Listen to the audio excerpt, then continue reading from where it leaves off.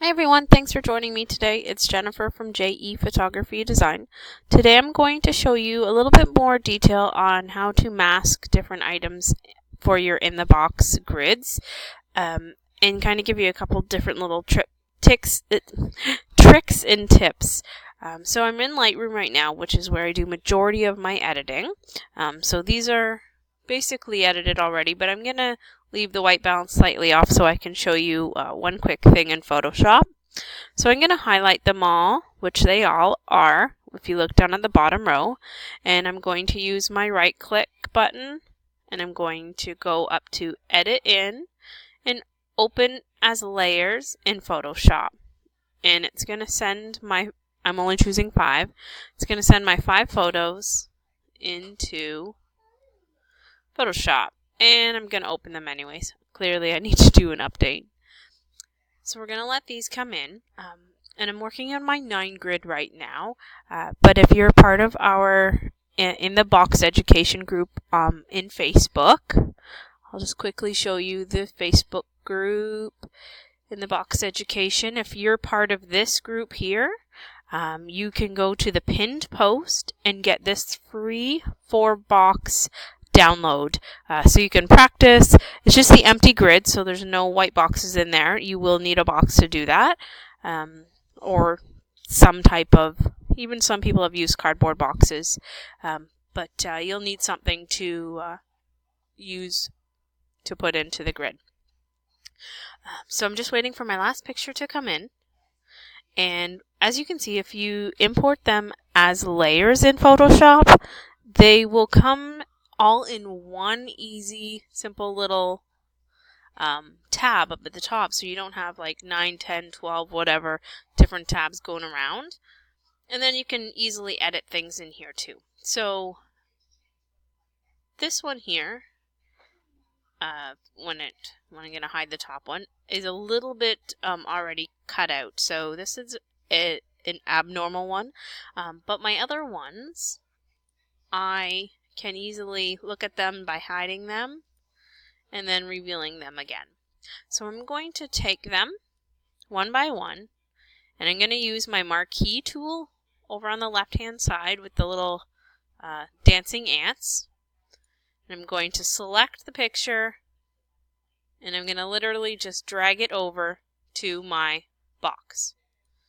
So I'm going to go back over here. Now I'm done with this one, so I'm going to hide it, and I'm going to drag the next one, but I need to change the marquee on it. So I'm going to do Control D to deselect, or Command D on a Mac. So I'm going to select, I don't need to select lower. So I'm going to do this, and I'm going to drag it. Sorry, I need to select the layer. Key, if it ever tells you you can't do it, make sure your layer is selected. And then I'm going to drag it over here, back into my 9 grid. So I'm going to do that for all of my pictures, and then I'll come back to you. Alright, I have all my pictures in now.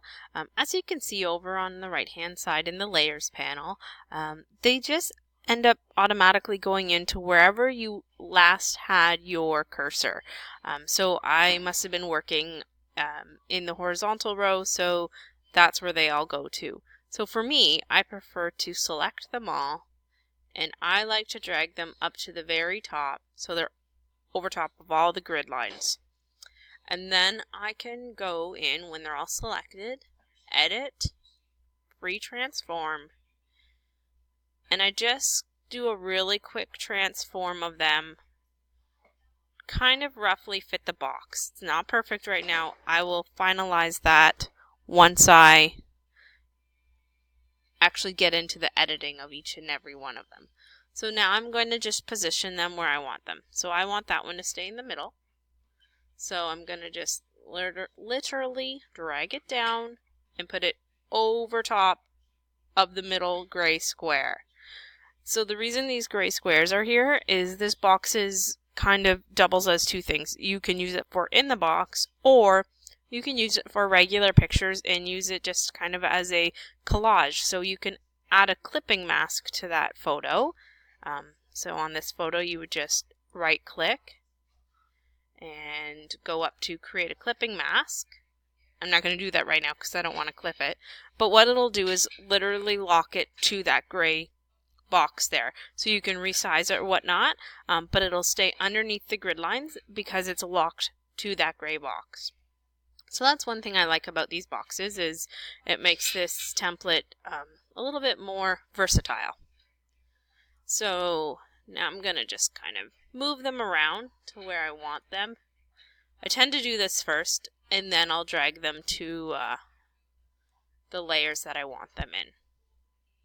Because sometimes I end up changing them, and they don't stay exactly where I put them, because maybe I don't like the position I had it in. So once I've moved them around, it's easy to see where I need to put them. I just grab them, drag them, and put them where they belong. This last one's going to go down to the bottom. And it's going to go there. So now they're all kind of behind the lines. As you can see, obviously they're underneath white lines, crossing out, crossing over, so it doesn't look that pretty right now. But we're going to start with, I'm going to start with over on the left hand side, these two boxes, the passing of an item, because I know that's one thing people have problems lining up. So if you're lining up, say like a banner spanning between two boxes, my suggestion is have the person hold the banner and kind of measure, whether it be eyeball measuring or just, you know, randomly having a piece of string or something, and the other person on the other side, outside of the box, holding that banner out, so you have the extension of the banner that you can play with when you go to edit in your collage here. And then when you bring in the next person, your banner, say, was coming out on the right hand side here. When you bring in the next person, obviously you're going to have it coming in on the left hand side. But if you kind of gave it an eyeball or measured it, you're going to know where to line that up, and you'll be able to play with the excess banner from the person standing outside of the box, if that makes sense. You can clone or mask off or whatever you need to do to make them line up. Sometimes even using the puppet warp, which if you go up to edit and then puppet warp, it's not going to do much to my picture right now because it's a square, but you can puppet warp an individual item. So what I've done before is you can duplicate a layer. I'm going to quickly show you what I mean. So I'm going to just OK to that. So maybe this book isn't in the right position. So I'm going to actually duplicate this layer. And I'm going to add a mask to it. So it's a white mask, so I need to use my black brush. And I don't think the snowflake's going to work for me, so I need to change my brush to just I usually use a generic soft round brush with the feathering, so it's not harsh, so I like to have it feathered, so that way it's easier to blend. Let me just go find my brush here. Sorry about this, I should have had this prepared already.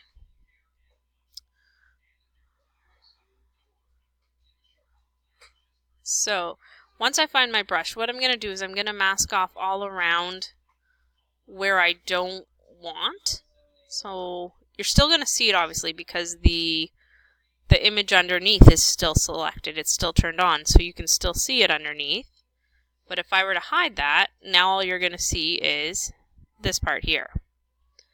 So now what I'm going to do is I'm going to go Edit, Puppet Warp, and now you can see it's only selected this small area. Now if I zoom in, say 50%, scroll down, so when you put pins in, what it does is it pretty much locks it in place. Just like you would pin a piece of paper to a bulletin board, that's what these pins are doing. So it's almost like using those little metal brads, I guess you would say, for crafting. And you can move like your little puppet around with them. That's what this is doing. You're just locking those into place. And then I can take this and I can kind of move it around. Or maybe I don't want this one here. So I'm going to click back on that pin and just press delete. Click on it, delete. So as soon as the little white dot is in the middle, you know you're working with that pin, and delete. So now I can, move it around a little bit more. You just have to be careful that you don't distort it too much. So this is just a really quick thing to show you, because clearly it's distorting the book. But it just kind of shows you how to use Puppet Warp and how this may help you, especially if you're working with like a little banner line or something, just to kind of warp it tiny bits to line up. This is a handy little tool to use. So the key is duplicating your layer so you can add it in, and then what you would have to do is on your original layer you'd have to mask out the other part. Just kind of delete that part away, and it's pretty much all you would do. So I didn't line everything up properly here, so clearly this box isn't the greatest right now, but it gives you an idea of how to use Puppet Warp, how to line things up. And as you can see, if you only click on the one layer to move it, the other layer is still there, so that doesn't work so well. So we're going to back that up. Now what you could do is click your two layers and merge them. So now it makes one layer, and now you can easily move it. Move it around to where you need it. And you can still add your mask to it again. So all that merge did was put the two layers together. I'm going to bring it back down to say 20%. Speaking of merge, that's another thing you can use with this box. You can take all of your grid lines and highlight them all, and you can merge them all together if you wanted. And that will put all of your grid lines into one simple little layer. So if that makes it easier for you, so you don't have to go finding them, you can easily merge them. Do that to all your templates, do it to just one, save it as a master, whatever is easier for you. You can do that, or if we even back that out, you can merge just your outsides. Oops, sorry. So just your main part of the grid, you can merge those, turn it off and on, so now you have just the outside. But then you could easily go in and start changing the color of just that grid. So it kind of makes it easier to play around with and do different things. So it's completely up to you how you want to use the grid. So, sorry, back to editing and masking. So using the warp tool, which I think a lot of you already know, one of the biggest tools, is key to making sure your lines in your box line up. And getting it right in camera also helps too. Trying to measure the middle of your box to where you're shooting. So I shoot with a 750 Nikon and a 35mm prime. So I like to line my camera up so the main part of the lens is pointing almost directly in the middle of the box, and then just, kind of tweak it from there. I usually have little stickers or something on the ground so I know where to leave it. And I've also drawn out a little map for myself.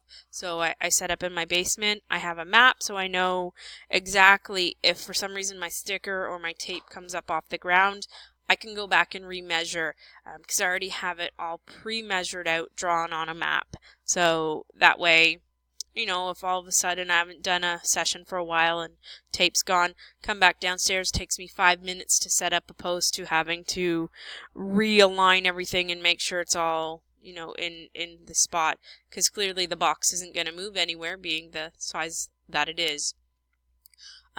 Also, my box is a complete box made of plywood. The back is a pre-cut 4x4 piece of thin melamine that we attached to the back. And it is right against the wall, so it is very safe. People have leaned against it and whatnot, and no one's going anywhere. So that's this in a nutshell. I will come back to you in another video for a little bit more.